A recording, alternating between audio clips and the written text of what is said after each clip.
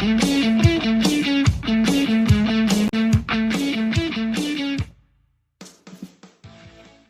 right, Coach is back to continue on with his next presentation. Outside the box thing is to improve your program. Coach, take it away. All right. So what we have here, I said I've been doing this now for 16, 17 years. I've seen tons of ideas, been to tons of clinics. I have this whole list when I started going to clinics of all these different ideas. And then I take them and then I sit down and I look and I was like, all right, we can use these. I want to try these. And then at the end of the season, I'll color code them. Green means, hey, they were really good. I want to keep doing them. Yellow means, yeah, we looked at it.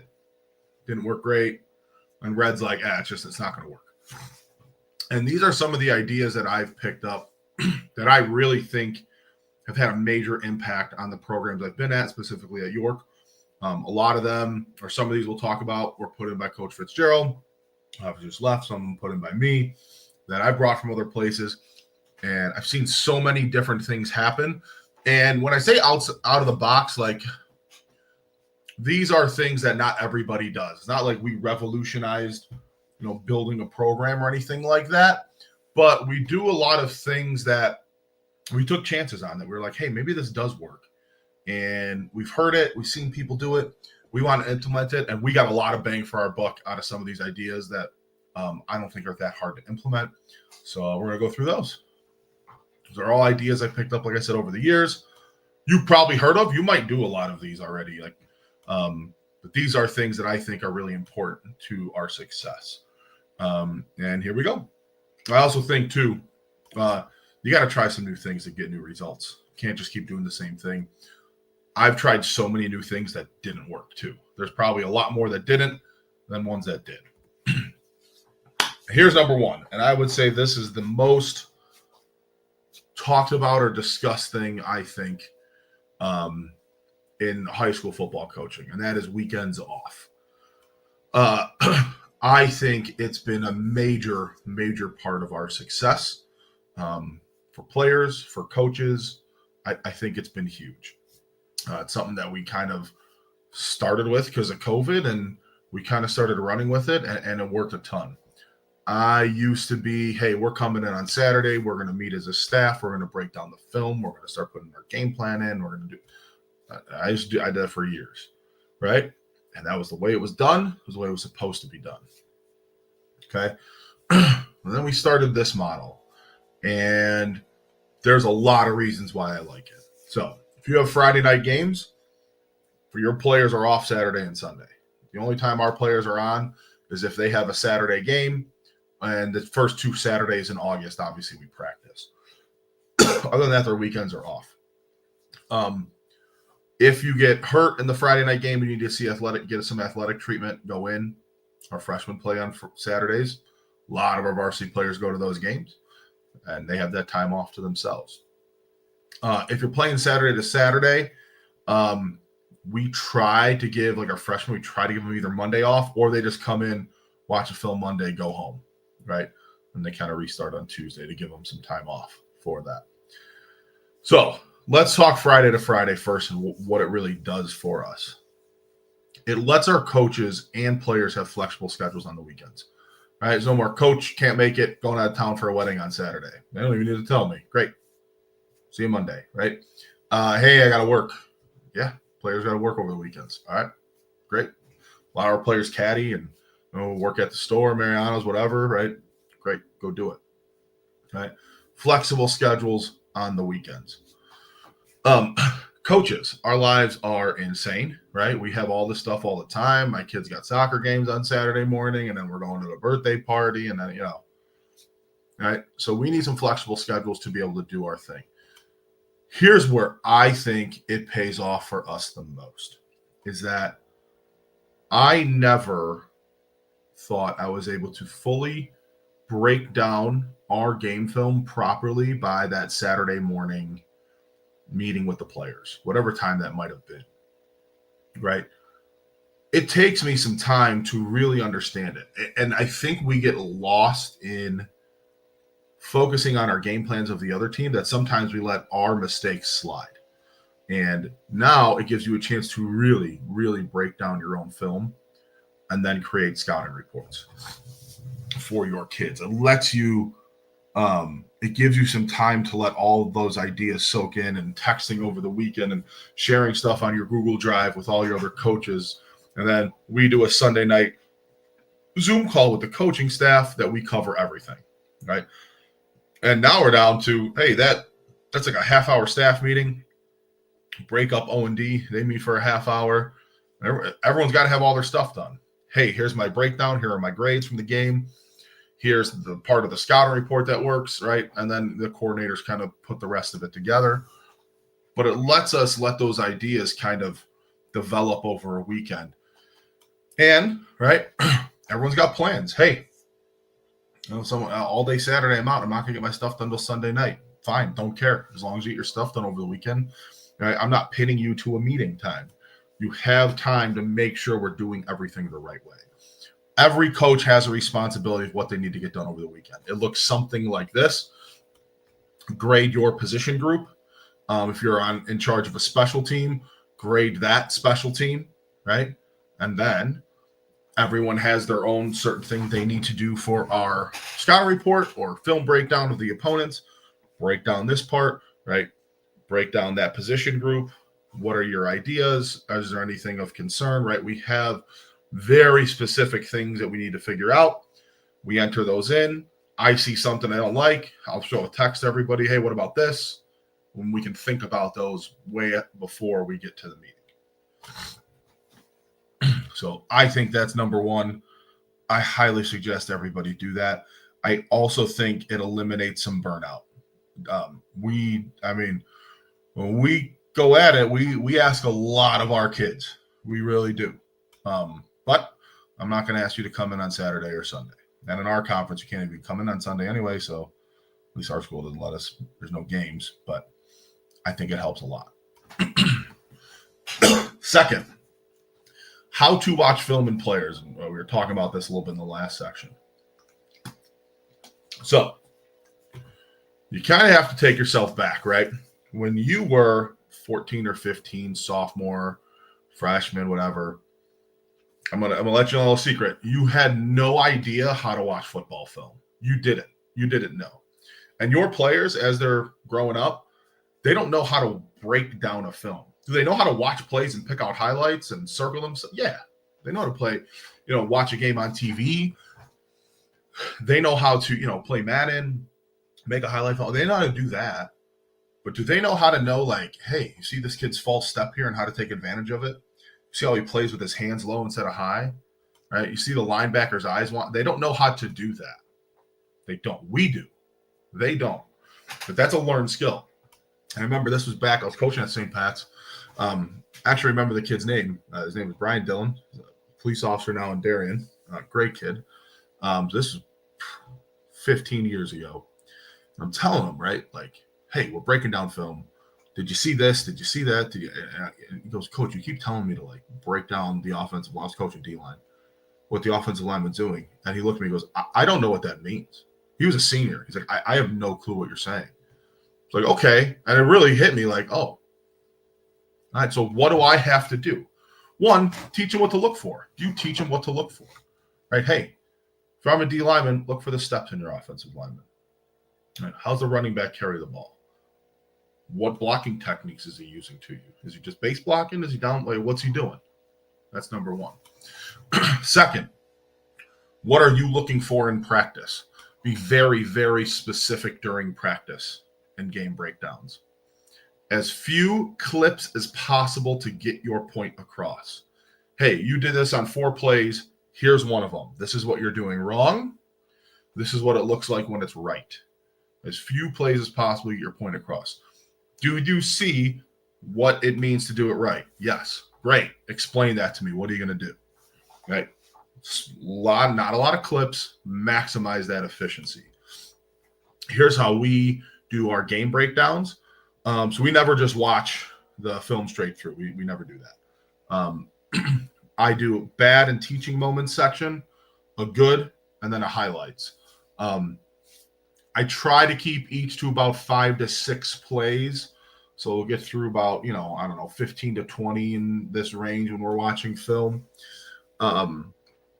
These are things we can't do. These were some good plays, not necessarily highlights, but hey, we made a nice play here. Then our highlights, right? We just don't go through the tape. We're really specific about the clips we choose because these are plays that are going to hurt us in the long run, help us in the long run, or plays you should probably throw on a highlight film because that's awesome. And, you worked really hard to get an interception. That's cool. Let's watch it, right? So we're really specific about that. Each position coach should also share a couple very specific clips with their players over the weekend. I will say we watch that as an offense and defense. We kind of split it up. Sometimes the O-line and the skills will split. I prefer watching as a whole defense. I don't think some of the coaches on staff agree with that. Too bad I get to make that choice. Always leave film on a high note. We've always been in there, and I've been in, some nasty film sessions when I was a coach, but previous places that we didn't leave on a high note. We left on a low note. Leave it on a high note. Show them a highlight. Show them what it should look like. Show them something good. Leave a little positive attitude like, oh, yeah, we can get this done as we leave the meeting. Grading player performance. Talked about this a little bit before, too, in the last session.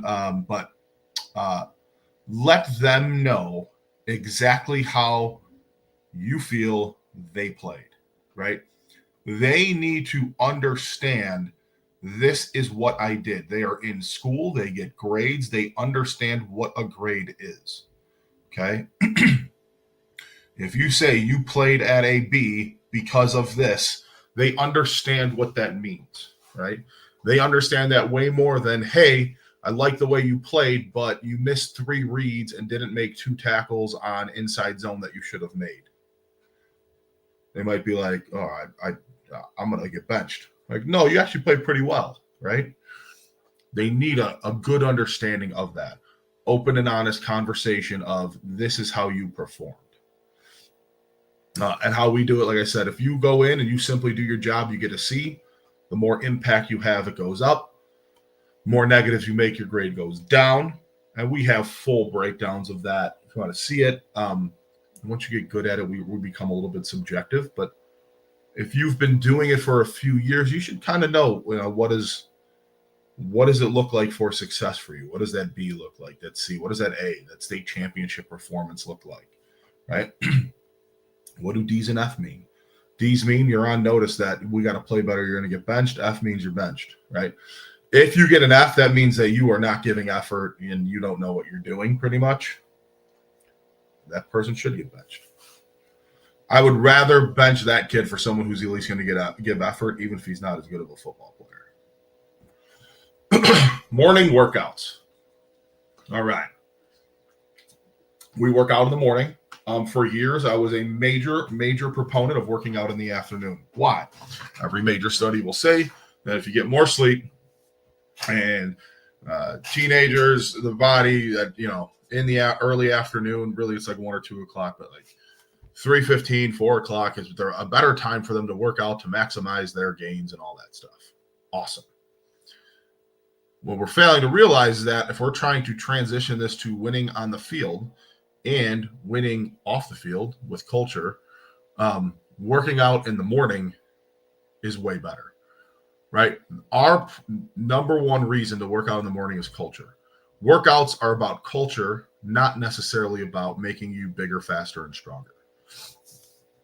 The number one key to success for workouts is attendance. An 80% workout in the morning is way better than a kid who can't make it because they have work. Way better, right? We work out 3 days a week. We focus on full body workouts. That was a big Coach Fitz thing, and it's awesome. Why? We have kids playing other sports. There are other things. If you miss a day, you still hit most of your major muscle groups. We focus on speed and agility a ton. We have a real intense focus on it. We make kids faster in our programs. It is a major part of what we do. We do some contact prep. We do some other drills that simulate football. A lot of times we'll go into the wrestling room if we don't have a lot of space, and we'll go in there. We'll do some tackling drills. We'll do we'll do all sorts of stuff. You need an expectation and a conversation with in-season athletes. for this, you do not necessarily need buy-in from other sports, but it's helpful. I will say at York, we have that. We constantly communicate with other coaches. Our expectation is that if you're in another sport, it's once a week that you show up to workouts to get your work in, and then you go compete with your sport. That's our expectation. It's once a week in the morning. Pick it around your game or practice schedule or whatever that might be. If you got like state track coming up, yeah, okay, take the week off. You got a huge, playoff basketball game, it's okay, right? But once a week is the expectation for all of our levels. At the same time, right, when we get into football season and there is a Saturday, baseball showcase, they can go to it. That's fine, right? We let our kids do some other things on the weekends during the football season too. We know that those athletes are shared. We do try to get them as much rest as they need, but we're trying to improve them as we go along as much as we possibly can. Currency discipline. This I have changed my mind on a billion times to settle on this. And there's a lot of reasons why. So I've done so many different discipline things. I can't just back and forth all the time. Run players, we made them roll, discipline the whole team while the kid that made the mistake stands there and watches, make that kid do it in front of the entire team, right? All just all this stuff, right? We used to do. So here's kind of the explanation of this. We try not to have these like hard in place discipline rules. Like we have some general things like, right, don't be late. If you're constantly late, you're going to start missing time, right? Playing time. What's the problem? We have 80 kids on varsity. 80 kids don't play in a varsity football game. So if a kid's late every day, now what? A rule can't apply to everybody, right? So now do I need a rule for starters and a rule for backups? Like how do you balance that, right? So here's kind of how it works in my mind. One, punishments are individual, right? They're individual to the person and what it means to them. If you have a player who does everything right on the field and everything right off the field and has a 4.5 GPA and right hasn't made a mistake in his life and he oversleeps and misses practice, by a half hour, comes late, how are you going to punish that kid? To me, he's giving me a lot of currency. I'm going to pull him aside and be like, yo, don't be late tomorrow. Get back in stretch lines. That's what I'm going to do, right? Or you're like, oh, no, 30 minutes late. He's got to sit out the first quarter. Like, what is the punishment for him? That's different than the kid who's late every single day, right? Eventually, if you're late the fourth or fifth time, I'm going to pull you aside and be like, if you're late tomorrow, just don't show up. We'll collect your equipment on Monday, right? This doesn't mean enough to you to get here on time. It's got to be different for every player. You have built currency, right? You have given us enough that I know you made a mistake versus, I can't trust you anymore, right? Escalates as your currency goes in the negative. You're draining my current, you're taking time away from me and the team, right? You're becoming a drain on our economy. We're going to make some decisions about whether this is right or wrong for you. And you got to be open and honest, direct and to the point. Listen, we have, York, there's 3,000 kids and right, 200 play football. There's a lot of kids that this isn't the right thing for them. And that's okay, right? That's perfectly fine. But you are not going to drain from the kids that are doing the right thing or from our coaching staff. There's no hard feelings. That is what it is. Our academic department does have a similar policy with increasing discipline for multiple infractions as well. But this is the mindset I use when we discipline kids, right? Really serious infractions, like serious ones, we're talking about suspensions.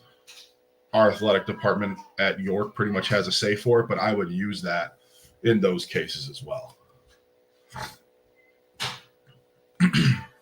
No ball defensive drills. So, not just for triple option. I used to do this a ton for triple option. Then I started realizing, well, hey, most of what our kids do to get to the right spot on defense has nothing to do with the ball. So we don't use a ball, right? So we show, it also shows us effort in drills, in your drill work. Hey, there's no ball. Where are you going? Go there, 100 miles an hour. You know what the play is without a football, right? You know what pass route your combinations your guys are running. You don't need the quarterback to have a ball in his hand for that to happen. They're running routes, get in the right spot. Hey, if you're reading offensive linemen, you don't need to know where the running back's going to know where you're supposed to go. Take the ball away. Make sure they know what they're doing without a football, and get to the right spot. We spend more time on reads and block recognition than we do on anything else on defense, and that includes tackling. Why? I think it's more important than tackling, because if you can't get in the right spot to make a tackle, doesn't matter if you can tackle the guy or not. So I would say reads are 1, tackling's 2. Walk through install over chalk talk. Once again, I think there's guys on my staff that are going to disagree with me on this one. There's probably some other people that disagree with me on this one. Here's what I have learned over time. And there's a couple of layers to this, in my opinion. A lot of us are teachers here. We have multiple learning modalities, right? We know they will have videos and this and that. But we know all that stuff, right? Okay. 1, in a game, kids don't get a whiteboard or a call sheet. That's number 1, right? They don't. So you got to remember that, right? A lot of us that are coaches, when we played football, we memorized all sorts of things. Our minds worked differently than even most of our teammates, right? We probably remembered more than they did. So we can't even put ourselves in the mind of a kid who, when you call a play, is like, what? What is that? Right? But they don't get those two things in the game. Seeing it with your eyes is a lot different than drawing it out 2-dimensionally. Saying it and drawing it are very different than doing it in football, right? Your test is on the field. Your test isn't on a sheet of paper. Now, is there time for that? Absolutely. There are times where people need to draw stuff out. I get it. This is my preference of how I want to install stuff. So during camp time, we send our installs out either at the end of the day, right before we cut the kids, or the night before. And it's our players' job to look over them in the film. When we send film to players, talked about this too a little bit, maximum. And anytime I send film to players that I want them to watch, I try to make it 5 minutes. I want you to watch this for 5 minutes. 10 is like my max. If I'm putting something together, I'm thinking 10 minutes is the most amount of time you can look at this and make any sense of it. That's it. If you can't spend 5 minutes a day staring at your phone, but staring at football on your phone instead of playing whatever game you're playing, right? Once again, there's an issue. 5 to 10 minutes max. And then when they come to the walkthrough before practice tomorrow, the next day, now they kind of know what they're doing. They kind of have an idea. We're going to solidify, answer some questions, and then it's a little bit more fluid that way. Custom lifting schedules in season. We don't do a ton of this as much as I would like to do because our JV plays on Mondays. But depending on the level your kids are and depending upon what they're doing in the game, they should have different lifts. And this depends on playing time, right? So, perfect example. You have a junior not getting a ton of reps, but next year he's probably a starter. When they get into lifting on Monday, the Monday after a game, or some people, if you're still meeting on Saturdays after a game, that lift, they should be going at it hard, right? Very hard lifting schedule, right? We need to get these kids better. That season is using them to prepare for next year. If you have a two-way player who just got 100 snaps the night before, you're maintaining whatever health they still have left the next couple of days, right? We are getting their bodies ready for the next week and then maintaining strength. We're not trying to get them stronger. We're trying to make sure they can get a couple of base lifts in at a very low impact level, making sure any bumps and bruises they have get taken care of. Game day lifts are important. Those can also be different depending on the player.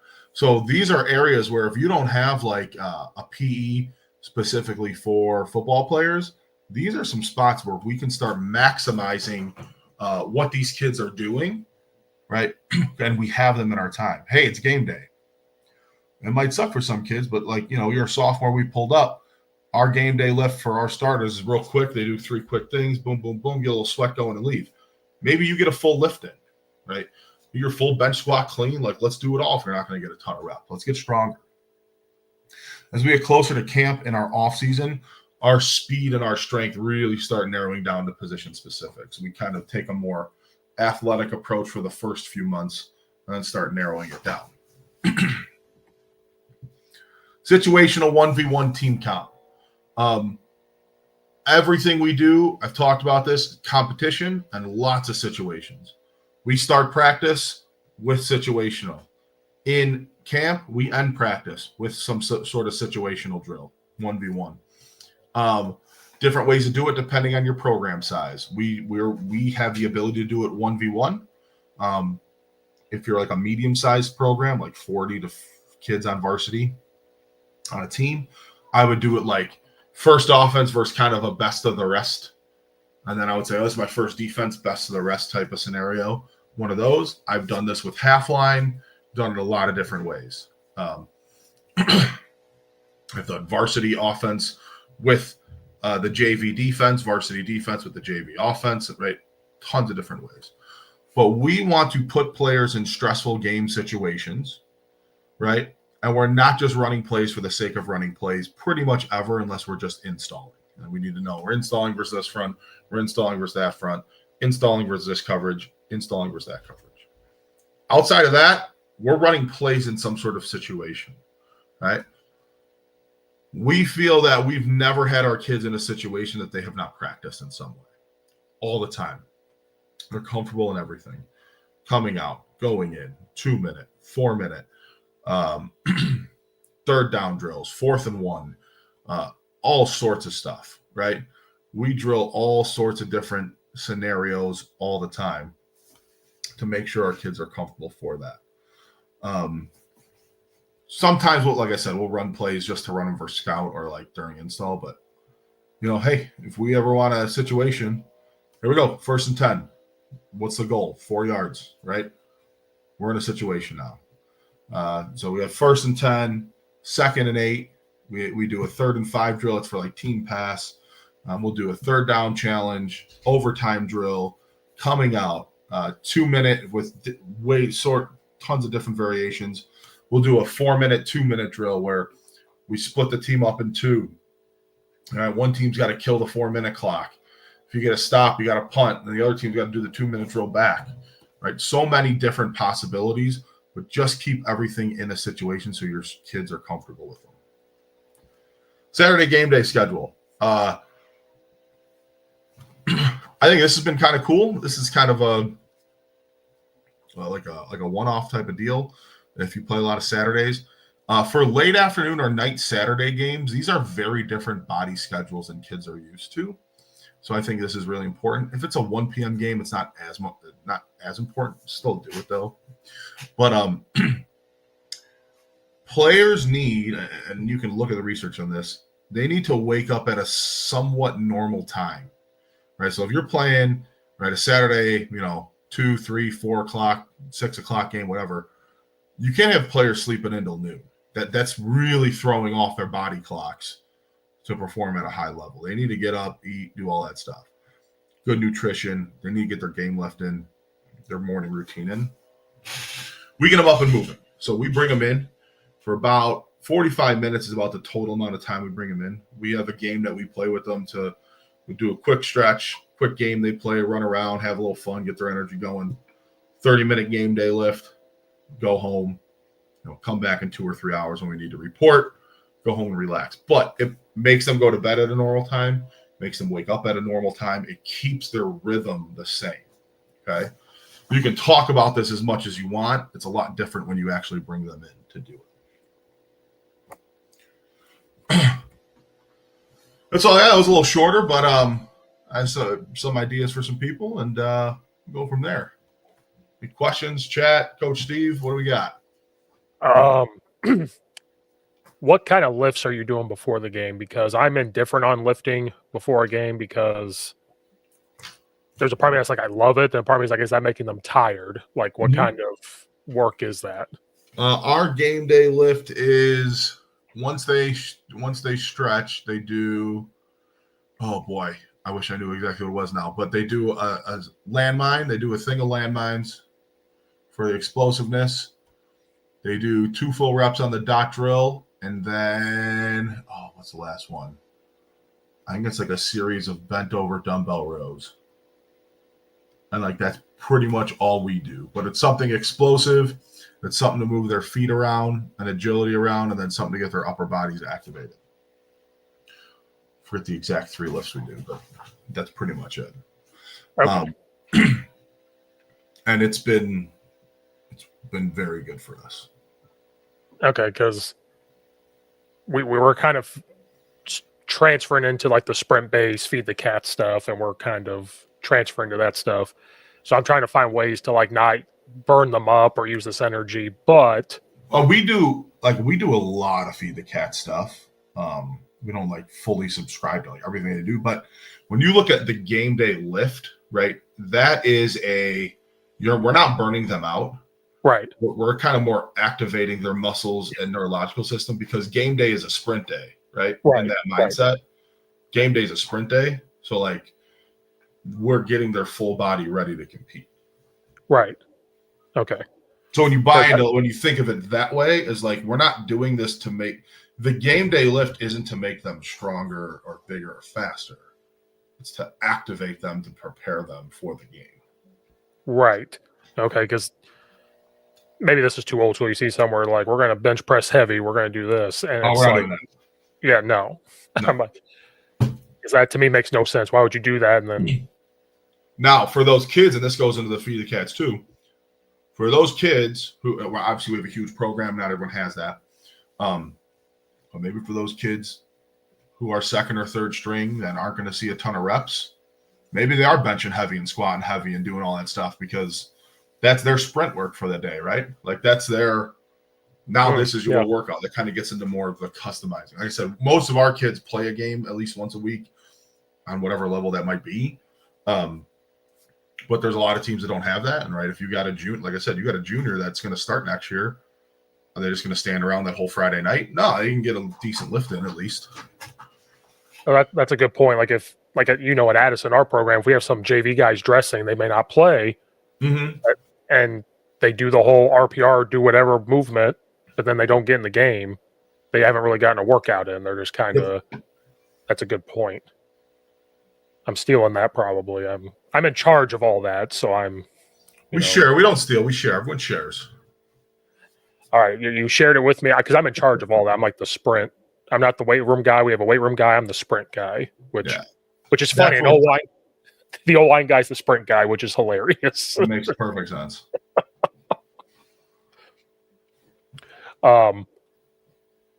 For you kind of mentioned it when they play other sports, they are required to come once a week. Correct. For the kids that do play other sports, let's say they choose to come in on a day that they have a game that day. Do you taper what they're going to do because they have a game that day, or they're going to do what you guys are doing? So we don't, but they should be planning accordingly that they're not coming in that day, right? Like it should be like we have a game Thursday. All right, well, you should be coming in Monday or Tuesday to get your lift in. You should be coming in Thursday. And if they come in Thursday, we're gonna have be like, hey, like you're, and most of our kids are fine. Like they understand. We have some pretty forward-thinking coaches in a lot of other sports too. Our kids are lifting a lot, which is great. And it's a little bit on the kid. Hey, plan your schedule accordingly. And this is the other part of morning workouts. There's nothing happening at 6 a.m. that you can't make a morning lift. Nothing. Right? Like what's going on? Like at 6 a.m. that you can't get into it. Other than you couldn't get a ride, which part of the other thing we do, like we have off-season teams and teams are in charge of getting kids the lifts and stuff. Like outside of that, what at 6 a.m., why couldn't you get the lifting on one of the 3 days? So it's a little bit onus on them to get there. Will you guys during, like, we're going to call it morning grinds. Like, hey, we're morning grinding. It's Tuesday, Wednesday, Thursday. One thing we'll struggle with is, it's repetitive. Like, hey, they come and do speed work, we go lift. Speed work, go lift. So we're going to have it where maybe on Wednesdays we do that, but it's competition. But the competition is catered towards still getting better. Will you switch it up and do competition stuff at all to make it different, or do you feel like you can just continue to do your lifts and so the way our lifting is set up is they are doing different stuff every day, no matter what. Our lifting is set up. It's an hour, right? We have a warm up and a finisher, so there's really about 50 minutes where we lift. So we have 4 11-minute stations, and then there's rotation time built into that. And 2 blocks are in the weight room. So block 1, you'll have a base lift, 2 auxiliary. Block 2, base lift, 2 auxiliary. Then we have we call it a hallway station, where it's either sled work or flexibility and core, and then there's some injury prevention stuff out there. And then we have a speed station every day. So every day we lift, we do speed. Right. There's some sort of speed. What that speed is different every day, right? One day it's, right, we're timing. One day we're working on, start and stop and, form, whatever that is. The hallway looks a little different every day, right? The lifts they're doing in there, they repeat over weeks, but they look a little different every day. Right. So that eliminates some of the repetitive. The Tuesday, Wednesday, Thursday, I would it could wear them out a little. We would prefer perfect world Monday, Wednesday, Friday lifting, but we can't lift Wednesdays. I mean, I guess we could, but we're not going to because it's a late start. So they'd have to get there at 6, and then for the same lift, and then they don't start school till 9:30, and the teacher's got to be there. So we do Monday, Tuesday, Thursday. Yeah, for us, Mondays are late start. So that's where it kind of. Yeah. And then we all know how Fridays work. Well, it's our Friday. Why are we coming in? And so that's why we're looking at that Tuesday lift, Wednesday speed work competition, but still make them work. Thursday lift, speed lift. You have Friday through Monday to do whatever you want. If a kid reaches out on a Friday saying, hey, I missed a day, can I come in and make it up? Because you have coaches working out on their own in the weight room. Sure, come in, we'll work. So that Friday's kind of set aside for like makeup if you want to do it. Because our baseball coach comes in and works out on his own, like certain things. But you have the rest of the time to do what you want. And then once we get into the summer, it kind of changes because now we have Monday available. There's no late start, but that's kind of where our heads are thinking because every school's different. Our kids, they need competition. They need fun. They need it. They want a reward. Like, do I get a Gatorade? Do I get a T-shirt? And so that comes. So that's where I don't know if it's outside the box thinking, but we're trying different ways. We're not chasing the kids down, but we're going to offer it. Hey, the coaches are going to be here at 5:30 in the morning. You're ready to go at 6. If you can't find a ride or your ride's not going to get you there till 6:10, cool. You're still going to make it up as long as you show up. Yeah, we'll get it done. Yeah. Showing is the biggest part of that. And he said, 75% of the workout's a lot better than 0. So. Right, because some kids will. This is their excuse. Well, I woke up. It was 6 a.m. You guys started. I could have gotten there at 6:15 and decided not to come. And come in.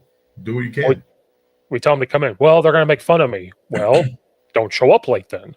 That's kind of our don't show up. Double-edged sword, yeah. Get on time. And because we found that out, we decided to do Thursday walkthroughs in the morning this season because we want the kids to get home after school, do homework, go to work on a Thursday, take a nap, do whatever. And we found that doing that on Thursday morning during the season was very beneficial. It's not hot. They can go get breakfast. They can go right into school. And so that's why we switched to the morning grinds too. We found that out. Part of us was we wish we could practice every day in the morning and then go home after school, but it's not. You can't do it. Yeah, there's some places that do that. Well, I know in Texas when it's 150 degrees in the afternoon, sometimes you have to practice in the morning. Jeff, no, the workouts themselves in the morning I think are awesome. There's no excuses. You're there or you're not. Like I said, we share kids. We understand. You got a baseball game next week. There's baseball tryouts. Varsities are going to be in the morning. So All right, all the juniors that are playing baseball aren't going to be there. Okay, like go make the baseball team, right? That's perfectly fine. We'll get you back. They lift too. It's not, that's not a huge deal. We want you to be competitive in sports and get your lifts in. Right. And it's definitely worked. Our weight room culture is excellent. So. Well, Coach, I appreciate you doing that. I got a lot of stuff, and I'm going to take. I'm glad. To Bazan, I'm going to take it back to him and try it out. But I'm an only O-line coach, assistant coach, so I don't know how much he'll take. But Coach, I appreciate you doing both of these. No appreciate problem. you guys. Reach out to him. Good stuff. And stay tuned. At 1:00, I'll have another one going on. All right. Thanks. Have a good one, everybody.